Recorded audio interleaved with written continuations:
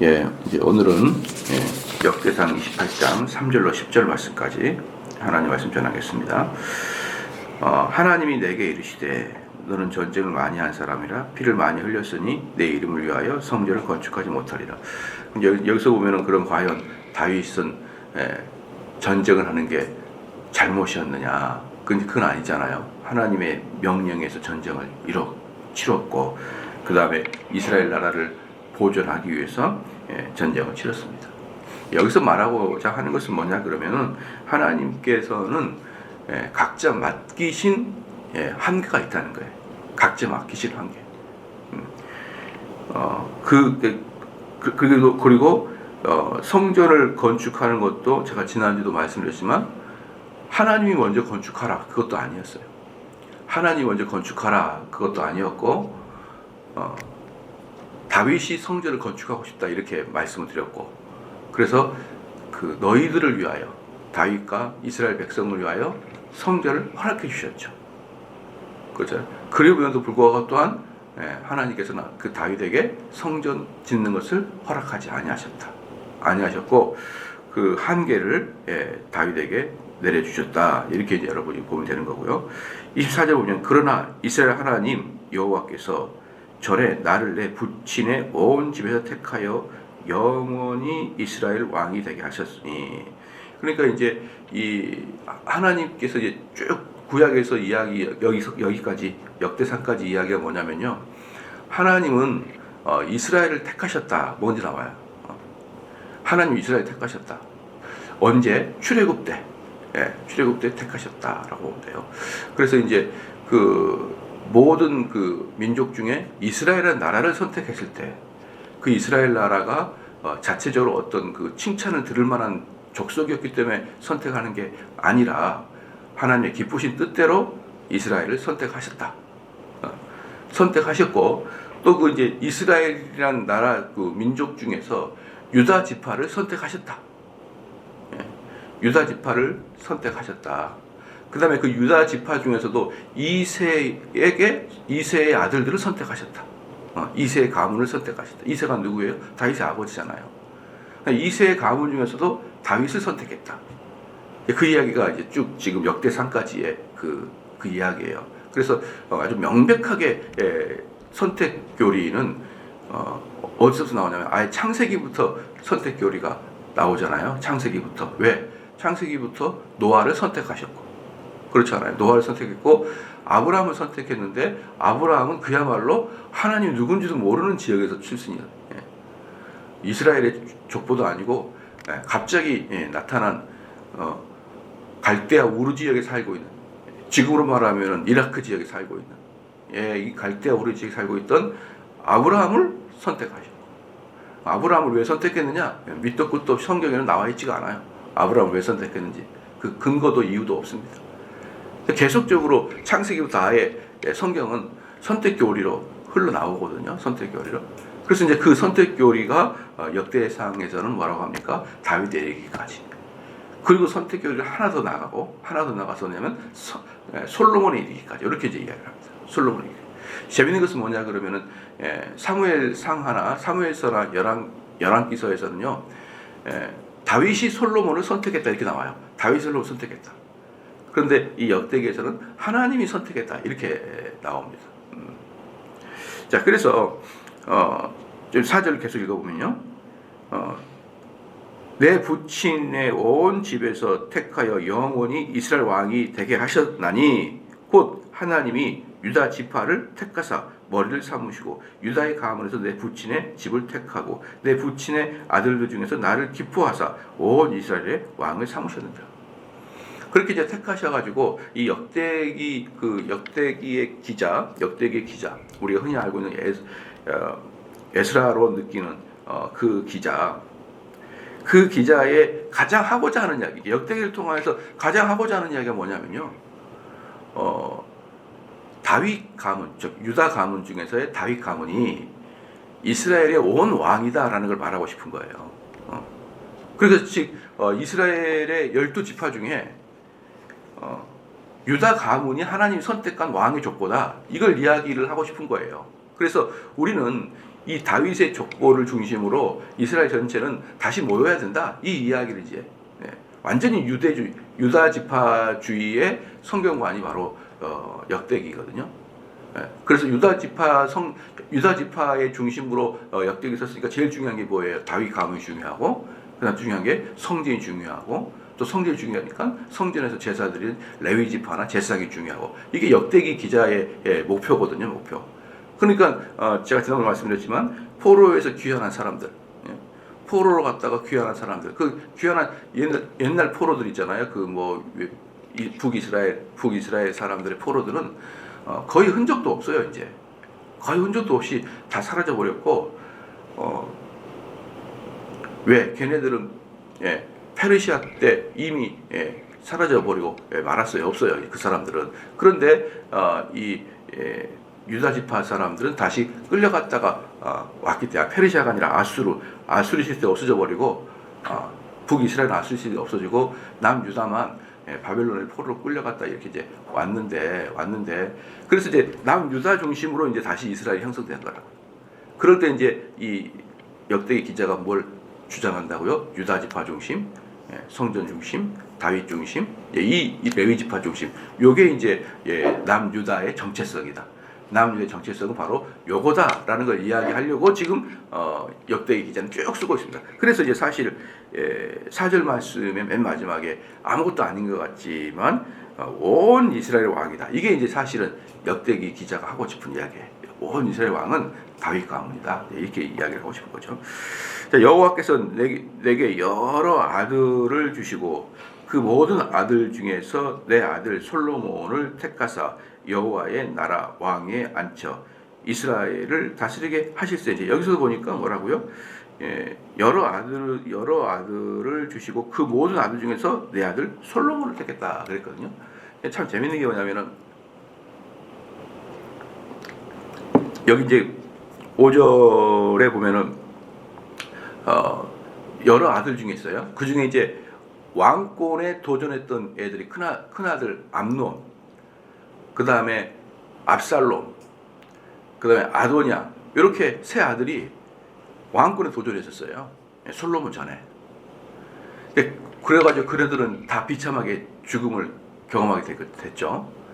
그런데 그런 솔로몬이 왕권이 오기까지의 여러 가지 그 피비린내라는 거 하나도 안 씁니다. 역대기는.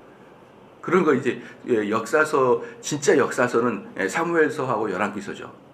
걔네들은 진짜 역사서니까 쭉 나열하지만 역대기는 역사서가 아니라 신앙관서예요. 신앙서. 그래서 그 보면은 우리 서양 철학도 있지만 서양 철학사가 있잖아요. 서양 철학사. 그렇잖아요. 그 역사를 보려면 둘 다 알아야 돼요. 팩트를 알아야 되고 또 철학사도 알아야 된단 말이에요. 그것처럼 이 역대기는 신앙사예요. 신앙사. 앞에 것은 팩트, 그냥 역사고. 그러니까 이 신앙사에서 뭐라고 하냐면 그 정권을 잡기 위한 그 여러 가지 아들들의 반란, 또 마지막에 솔로몬을 반대하는 일단의 집단들 싹 다 빼버립니다. 싹 다 빼고 그냥 하나님께서 다윗을 선택하고 또 그 다음에 솔로몬을 선택했다. 이 이야기를 이제 분명히 하는 것이고요. 또 재밌는 게 뭐냐 그러면 마지막에 이제 솔로몬이 왕이 되기 직전에 왜 솔로몬이 갑자기 왕의 위치에 굳건히 올랐었냐면 다윗이 우물쭈물하고 있을 때 누가 강하게 개입을 하냐면 그 엄마 밧세바가 개입을 해요. 솔로몬의 엄마가 밧세바거든요. 솔로몬 엄마가 강하게 개입을 해가지고 솔로몬을 왕으로 끌어들이는 데 있어서 밧세바 역할이 거의 결정적인 역할을 합니다. 느낌이 어느 정도냐 그러면 솔로몬이 자기 아내 중에 가장 밧세바를 사랑했고 그 밧세바의 어떤 간청에 못 이겨서 솔로몬을 물론 그 전에도 마음을 솔로몬을 갖고 있을 수 있었지만 성경에서 나오는 결정적인 사건은 밧세바의 간청에서 솔로몬이 됐거든요. 그런데 이 모든 과정을 하나님이 선택했다라고 역대기에 기록을 해요. 그러니까 앞에 역사서는 하나님이 선택했다 그 말이 안 나와요. 선택했다 그 말이 안 나오고 그냥 그 팩트만을 딱 기록을 하고 있는데 그 과정 자체를 전부 다 하나님이 선택했다 이렇게 이제 나오거든요. 그러니까 이게 성경이라는 것은 우리는 참 이제 그 21세기 대한민국의 성도들은요 또는 목사님들도 마찬가지예요. 이 개념을 몰라서 이 개념을 몰라요. 사람이 한 것과 하나님이 선택했다 이 개념을 몰라요. 그냥 여러분 한번 봐보십시오. 하나님이 나에게 우리 교회에 은혜를 주어서 우리 교회가 여기까지 잘 진행되게 했다 라고 하는 것은 뭡니까? 신학사야, 신학사. 그럼 팩트는 뭐냐 그러면 우린 열심히 전도했고 열심히 기도했고 또 열심히 헌금도 내서 이 교회를 여기까지 오게 했다. 이렇게 얘기하는 거죠. 그죠? 그건 역사. 그러나 하나님이 우리를 여기까지 인도했다. 이것은 신앙사거든요. 근데 요걸 만약에 어떻게 우리가 구별을 잘 못하냐면요. 저는 이제 우리 성도들에게 가서 너희들 가서 복음 전하고 전도하고 유튜브도 다른 친구들 보여주고 그 사람 끌어다가 앉혀라 이렇게 얘기하면 행위 구원론자라고 본단 말이에요. 저 목사님은 은혜를 강조하기보다는 행위를 강조하다 이렇게 얘기한다. 저는 이렇게 생각하는 목회자들의 그 어떤 성경을 해석하는 퀄리티가 얼마나 수준이 낮냐 이 말이에요. 여기서 보면 우리의 모든 행위를 하나님은 역대기는 아예 안 보고 그냥 은혜로 받은 거예요. 선택으로. 그러나 그 현장에 들어가면 어때요? 치열하게 밧세바는 솔로몬을 그 등극시키기 위해서 실제로 말하면 작전까지 구사했단 말이에요. 작전까지. 어떻게 해서 어떻게 해가지고 저 사람들이 저기 있을 때 아도니아랑 그 일파들이 저기 있을 때 여기서 나팔을 불어가지고 왕이 선포식을 해버려라 이렇게 전부 다 아주 구체적으로 뭐랄까요 그 작전까지 짰단 말이에요. 그러니까 만약에 예를 들어서 만약에 우리가 이렇게 한번 생각해 볼까요? 우리가 만약에 교회가 이제 전도 집회가 있는데 야 너는 가가지고 이 전도 집회 광고지를 쫙 뿌리고 또 너는 또 가서 막 선물도 좀 주고 또 너는 목사님 그건 하나님의 그 전적인 역사를 좀 인정하지 않는 인간의 노력이 아닌가요? 그냥 목젖을 딱 쳐야 돼요. 예, 그렇게 성경을 해석하니까 항상 뭐예요? 예, 하이퍼 칼빈주의. 하나님 다 아시겠지. 이쪽하고 또 이쪽 뭐예요? 우리가 다 노력하자. 두 개가 따로 떨어져요. 두 개가 따로 떨어져요. 이 두 개는 합치질 못해요. 사람들이. 참 보면은 그래서 이제 알미니안 계열의 막 으쌰 이런 교회들은 어떻습니까? 막 자기들이 막 당한 거죠. 으쌰하고 장로교의 잘못된 장로교도들의 해석을 잘못해가지고 선택교인 사람들은 하나님 해줄 때까지 기다리고 있는 거예요. 기다리고 있는 겁니다. 옛날에 어떤 교수님이 그런 얘기를 했었어요. 하나님의 그 은혜를 기다려야 된다. 우리가 언제까지 하나님의 뜻을 기다려야 됩니까? 그분이 하실 때까지 기다려야 된다. 그런 건 없는 거예요. 여기서 만약에 밧세바가 그 귀중한 다윗의 후계자 왕을 뽑을 때 어떻게 됩니까? 그럼 그건 엄청 중요하잖아요. 다윗 이스라엘 나라의 후계자 왕인데 그럴 때 그럼 다윗이 왜 하나님이 먼저 하실 때까지 기다려야 된다 이렇게 말 안 했을까요? 저는 좀 그런 것들을 이해를 못 하겠어요. 이해를 못 해요. 저번에도 어떤 분이 저랑 상담할 때도 우리 아이가 신앙생활을 잘 못하는데 언제까지 있어야 될까요? 저한테 물어보고 또 자기 스스로 답을 해요. 뭐라고? 하나님이 때가 되면 끌겠죠. 내가 참 답답해요. 그게 아니에요. 끊임없이 부모는 권면해야 되고 끊임없이 또 어떻게 건술 마련해 교회 한번 나오라 그러고 이렇게 자꾸 노력을 해야지. 하나님이 때가 되면 그 사람 끌겠죠. 이게 바로 잘못된 하이퍼 칼빈주의라고요. 이게 잘못된 장로교 사상이라고요.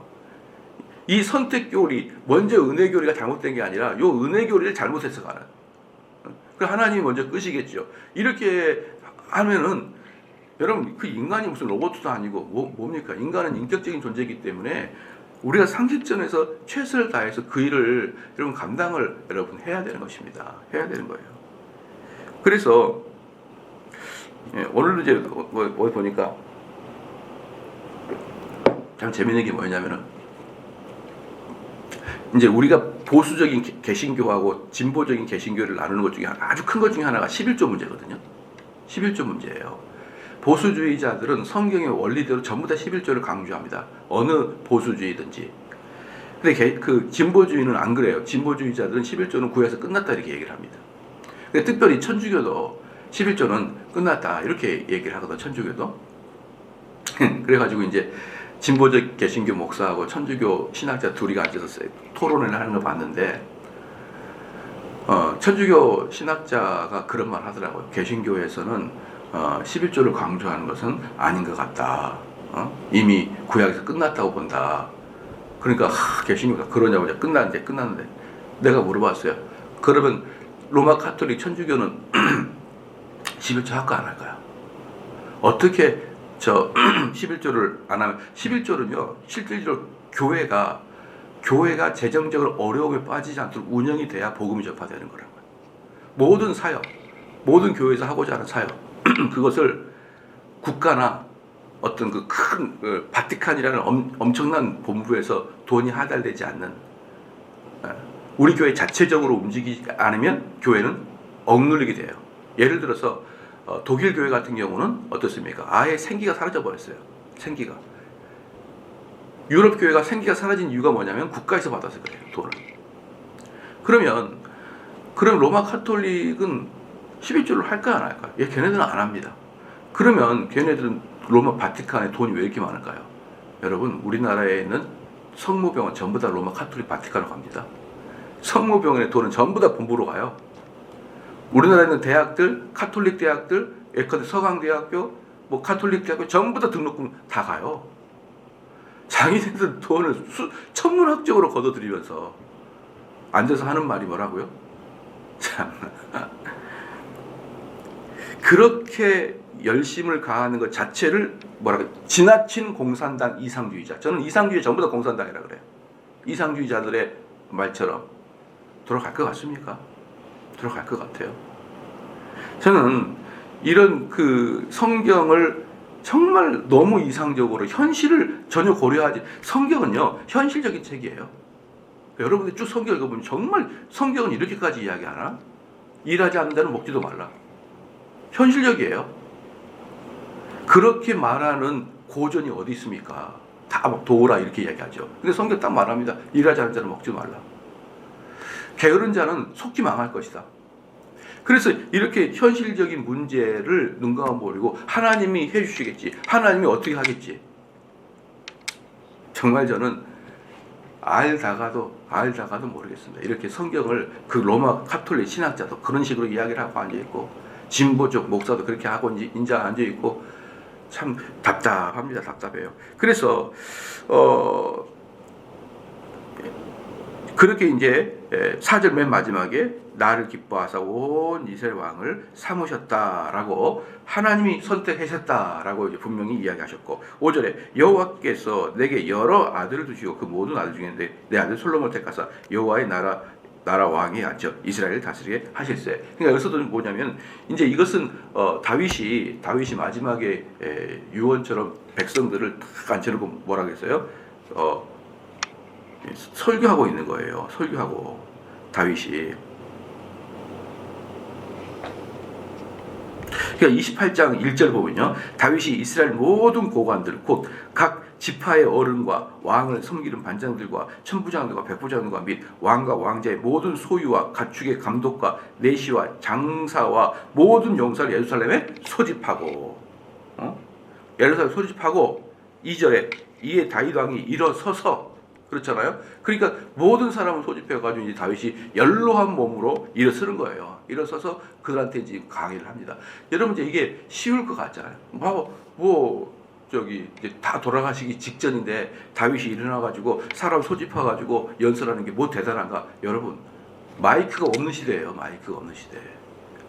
이 수많은 사람 모아놓고 이제 생이 다 끝나가는 다윗이 여기에는 나와 있지 않지만 앞에 역사서에는요, 사무엘서나 외락기서는 다윗이 어때요? 이때는 몸이 추워서 누워있지 못해요. 몸이 추워서. 그래서 젊은 여자를 그 침대 안에 넣어야만 몸이 유지가 돼서 잠을 잘 수 있는 그런 형편에 다 모아놓고 일어나서 마지막으로 이제 힘을 끄집어내서 큰 소리로 강연을 하고 있는 거라고요. 거기서 뭐라고 한지 압니까? 이스라엘 백성들한테 딱 이거예요. 너희들이 나를 섬겼듯이 솔로몬이 너희들의 왕이다. 이걸 이야기하고 있는 거예요. 그러니까 이전에 뭐가 있었을까? 이전에 수많은 왕권 다툼이 있었던 거예요. 왕권 다툼이 있었고, 이제 솔로몬 왕을 세웠고, 어느 정도 이제 조금 이제 안정이 되자, 아예 제2의 제3의 아도니아나 압살롬이 다시 나타나지 않도록 솔로몬을 내 후계자요, 하나님이 선택한 왕이라는 것을 대못을 박아놓은 거라고요. 그게 이제 지금 역대상 28장에서 다윗의 목표인 거예요. 목표. 내게 이르시기를 네 아들 솔로몬 그가 내 성전을 건축하고 내 여러 뜰을 만들리니 이는 내가 그를 택하여 내 아들로 삼고 나는 그의 아버지가 될 것임이라. 계속 지금 그래서 다윗은 뭘 강조합니까? 솔로몬은 하나님 아버지께서 택했다는 것입니다. 솔로몬은 택했지 우리가 그 사람을 왕으로 삼은 게 아니다. 그런다 그러면은 그 당시에 역사를 알고 있는 사람이 어머 웃기네, 저 솔로몬이 왕이 되게 하려고 어떻게 했는데 저렇게 이야기하지? 이렇게 이야기할 정도로 사실 솔로몬의 왕권 그 쟁취는요 아주 강력했고 아주 미묘하고 복잡했던 사건이었던 거예요. 그냥 된 게 아닙니다. 그래서 이 솔로몬의 왕위 쟁탈전 때문에 상당히 많은 사람이 죽음으로 가는 거예요. 왜? 그때 솔로몬을 배신했던 사람들 결국 다 제거했거든요. 어마어마하게 특별히 그 요압 같은 장수도 결국은 그 사건을 계기로 다 요압 같은 장수도 죽게 되잖아요. 그러니까 이 솔로몬의 왕위 쟁탈전이 얼마나 정치적으로 복잡했고 강력했습니까? 근데 그 모든 것들을 통틀어서 하나님이 하셨다. 그러니까 우리들은 저는 이제 그런 생각을 해봐요. 아니 목사님 어떻게 이렇게 교회가 이렇게 어려운 환경에서도 잘 유지가 되고 부흥하고 그럽니까? 하나님이 하셨다 그러면요, 나 그냥 와요. 하나님이 하셨다 그러면은 나는 그분에게 배울 게 없잖아. 나도 이제 초창기 때 담임 목사 할 때 겁나죠. 제가 그 젊은 나이에 담임 목사 되고 경험도 별로 없는데 교인들을 어떻게 이끌까 겁나가지고 좀 목회 잘하신 목사님들 찾아가지고 물어봤어요. 그러면 10중 8구 하나님 은혜였죠. 내가 뭘 했겠습니까? 하나님 은혜였죠. 쓸쓸히 걸어 돌아왔어요. 그래서 저는 후배들이 물으면요 다 매뉴얼을 가르쳐줘요. 매뉴얼을. 이렇게 저렇게 이렇게 요거 VL 대학을 해야고 이렇게 해주면은 하나도 하나님의 은혜를 이야기 안 하는 것 같아요. 예? 내 마음 속에는 이 VL 대학을 할 수 있게 해준 지혜가 하나님의 은혜예요. 지혜가. 그리고 하나님의 은혜에 따라서 마지막에 이야기하죠. 제가. 사람들이 그러니까 여러분들 보면은 그런 게 많아요. 어떻게 됐습니까? 하나님의 은혜였죠. 하나님이 다 하셨죠. 이런 얘기 많이 들어봤죠. 이렇게 하는 사람마다 그 사람들은 제가 말하고 있는 우리의 노력과 하나님의 은혜를 결합시키지 못한다니까요. 꼭 하나님의 은혜였죠. 그럼 겸손하고 말하는데 사실은 돌아보면 내가 거기까지 찾아가서 같이 시간 내서 밥도 먹고 그 사람께 이야기를 들었는데 아무것도 안 가르쳐 주는 거예요. 아무것도 안 가르쳐 주는 거라고요. 후배들한테 싹 다 자료를 공개하고 싹 다 공유를 해야죠. 그런데 아무것도 안 가르쳐 주는 거라니까요. 언뜻 보면 피상적으로 보면은 정말 믿음이 좋은 것 같고 정말 저 사람은 하나님의 은혜에 매여 사는 것 같지만 사실 이 사람들은 성경 해석의 제로입니다. 제로. 이렇게 성경 해석하는 거 아니에요. 그래서 그 모든 것들을 치열하게 싸워야 되고 그 사람들이 교회를 유지해 나가려고 밤잠 안 자고 설치해야 되고 밤잠 안 자고 노력해야 되고 그러나 그렇게 할 수 있는 에너지와 비전과 그 같은 사람 붙여주신가 이런 모든 게 뭐예요? 은혜잖아요. 은혜. 그 두 개를 여러분들 항상 잘 들으십시오. 항상 그런 걸 두 개를 잘 이야기할 수 있는 훈련하세요. 아무렇게나 그냥 하나님께서 하셨습니다. 하나님이 선물 주신 거죠. 하나님께 감사할 뿐이죠. 이렇게 이야기하지 말고 그렇게 말하면 저는 그때부터 대화 스톱. 난 더 이상 당신하고 대화하고 싶지가 않아요. 그분들이 설령 평신도일지라서. 평신도도 자꾸 그런 식으로 하는 게 너무 목사님들한테 많이 들어가지고 그렇게 이야기하는 게 왠지 이렇게 좀 더 경건한 것처럼 하는데요. 그거 정말 여러분들이 신앙생활 잘못하고 있는 거예요. 왜 그러냐 그러면요. 그렇게 이야기하는 사람 마음 깊숙한 곳에는요. 진짜 결정적인 순간에 일을 안 해버리고 하나님께 맡겨버리는 경향이 있다고요. 만약에 여러분들이 정말 훌륭한 의사인데 의사 선생님이 수술하고 있다가 수술이 어려우니까 그냥 하나님께 맡기자. 그래보면 어떻게 해요? 그러면 여러분 상상이 됩니까? 우리 달나라에 가는 비행기 만드는 사람이 막 만들다가 대충 만들다가 하나님이 하시겠지. 여러분 딱 놔버리면 됩니까?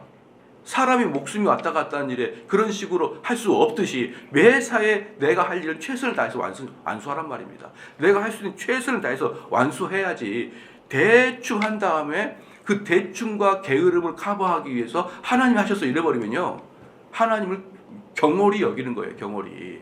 그리고 그런 사람들의 마인드는 꼭 결정적인 순간에 하나님이 하시겠지 그러면서 딱 손을 놔버리는 경우가 많기 때문에 저는 그런 신앙을 대단히 조심하라 이렇게 얘기해요. 조심하라. 그래서 7절에 그가 만일 나의 계명과 법도를 힘써 준행하기를 오늘과 같이 하면 내가 그의 나라를 영원히 경고하게 하라. 그러니까 여기서 뭐냐 그러면 하나님이 선택한 나라예요. 하나님이 선택한 나라면 그냥 영원히 하나님께서 나를 선택한다 이렇게 말하면 되지. 뭐라고 합니까? 네가 이스라엘 땅에서 영원히 살 수 있는 이유는 하나님의 법도를 준행하는 거다. 똑같습니다. 뭐라고? 선악과를 먹지 않으면 에덴 동산에서 영원히 살 것이다 라고 똑같아요. 네가 가나안 땅 거기가 가나안 복지잖아요. 복지잖아 거기가. 근데 거기에서 네가 영원히 거하고 싶으면 뭐하라? 율법과 계명을 지켜라. 하나님이 그걸 줬으면은 내 땅인데, 예를 들어서 부모님이 나한테 유산을 해서 그 집 주면은 그 집 안에서 내가 율법을 지키든 말든 그 집은 내 거예요. 그런 식의 개념이 아니라고요. 그런 식의 개념이 아니라고. 여기서 이 가나안 땅을 내가 너희한테 값없이 줬으니, 값없이 너에게 선물을 줬으니 여기서 살 수 있는 유일한 길은 내 법도를 지키는 것이다 라고 이야기하는 거예요. 그래서 살아가는 성도 여러분, 또 값없이 줬나요? 아니죠. 여호수아가 수십 년 동안 찾아다니면서 가나안 땅 다 점령했잖아요. 근데 그것을 값없이 줬다고 표현한다고요. 값없이 줬다고. 그래서 이 성경을 해석하는 좀 틀이 현대 개신교의 이런 그 두 개를 분리하는, 하나님의 은혜와 우리의 행동을 완전히 분리시키는 이런 관점에서 이걸 통합시키는 관점으로 성경을 해석해야만 여러분 한국교회가 살아날 수 있습니다. 지금 한국교회는요 완전히 병들어가지고 성경 해석을 제대로 하신 분들을 못 봤어요. 목사님들 중에. 이걸 거의 분리시켜버려요. 봐보십시오. 근데 아까도 말했던 그 두 명의 어떤 진보주의 목사하고 로마 카톨릭 신학자 둘이 앉아서 이야기하는데 제가 창피해서 로마 카톨릭 신학자 그러더라고요. 저는 가끔 가다가 개신교를 알아보려고 저는 개신교 예배를 많이 유튜브로 쳐다봅니다. 이렇게 얘기하더라고요. 개신교 그 설교를 이렇게 쳐다봅니다. 근데 설교가 너무 수준이 저하되어 있습니다. 성경을 이야기하는 것보다는 목사님의 이야기를 하고 성경으로 각주를 다는 경우를 제가 많이 봤습니다. 만약에 그분들 여의도에 다 모아놓고 성경 시험 본다면 저는 60점 넘을 사람이 별로 없을 것 같습니다. 저는 너무 부끄러웠어요. 그 이야기 듣고. 진짜 그 말이 맞거든요. 설교를 들어본 저분이 성경을 이해하고 설교를 하는지 성경을 이해 못하고 그냥 막 대충 하는지를 과부만 호레비가 한다고 제가 딱 보면 왜 모를까요? 저는 이 설교도 제일 준비하기 힘든 게 저는 새벽 설교예요. 왜냐 그러면 매일 하니까. 근데 저는 이거 하려고도 2시간 이상 준비해요. 아무것도 아는 것 같지만 자다가 깰 때라 그럴 것 같지만 자다 저분이 왔겠지. 저분은 깨자마자 왔겠지. 그렇지만 저는 그 전날 다 준비를 해놓는단 말이에요. 2시간 이상. 근데 여러분들 새벽 예배 설교 준비한 목사님이 몇 분이 계실 것 같아요. 되게 힘들어요. 주일 설교야 수백 명이 듣고 여기 새벽 예배는 수명이 듣고 유튜브 올라가도 몇 명 듣지도 않은 이 새벽 설교를 2시간 이상씩 매일 준비합니다. 여러분. 저는 그러고 올라오기 때문에요. 저분이 설교를 준비했는지 아닌지 보면 딱 알죠. 아우 정말 말을 할 수가 없어요. 부끄러워서. 그 카톨릭 신학자 그렇게 얘기하는데 아우 말을 할 수가 없어요. 그랬다가 삼성제일교 유튜브 한번 봐봐라 이렇게 이야기할 수도 없고.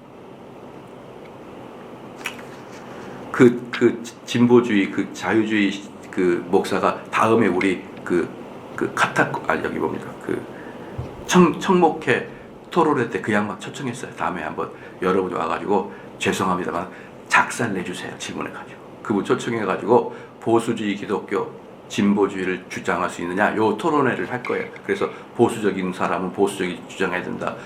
상관없다. 요 두 팀이 나와서 할 건데 여러분이 5월 30일 날 그래서 제가 그 양반 이렇게 유튜브를 자주 봐요. 그래서 제가 봤는데 거기서도 정말 그런데 말을 할 수가 없어요. 정말 카톨릭 신학교 말이 맞기 때문에 설교를 하는데 여러분들 보면요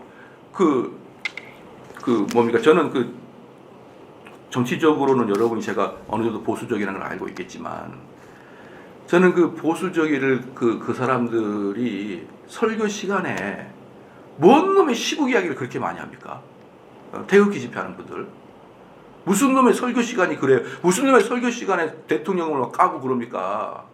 맨날 하는 짓이 그게 바로 지 하고 싶은 걸 성경에서 각질다고 한다는 뜻이에요. 어디 성경에 민주당 얘기, 그 국민의 얘기 어디 나왔어요? 그런 걸 쏟아냅니다. 그 사람들이 성경 설교 시간에. 그러니까 그 사람들이 내가 한국 개신교 보수주의 설교 들어보면 자기들이 하고자 하는 얘기를 각주다고 한다면 100% 동감하죠. 그러니까 제가 부끄러운 거라고요. 부끄럽다고. 여러분 정말 좋은 목사님을 만나세요. 만나고 정말 딱 보고 알잖아요. 여러분들 수십 년도 교회 다니까 저분이 진짜 성경 해석하는 건지 아니면은 대충 해가지고 나도 할 수 있겠다.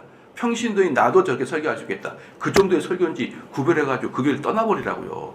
그런 교회에다가 에너지 심어주지 말고. 물론 다 우리 교회 사람들이지만 앞으로도 여러분 주변에 그렇게 하란 말입니다. 야, 그게 무슨 설교냐.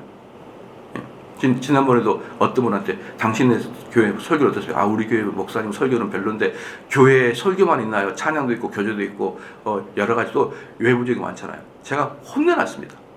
그 정도의 설교에 대한 가치를 가지고 있으니 설교 시간에 졸고 딴 생각하고 아유 목사님 은퇴만 기다리고 그러면서도 교회에 앉아 있으니 목회자들이 설교를 개발하냐 이 말이에요. 목회자 설교 때문에 밤새도록 준비하냐 이 말이에요.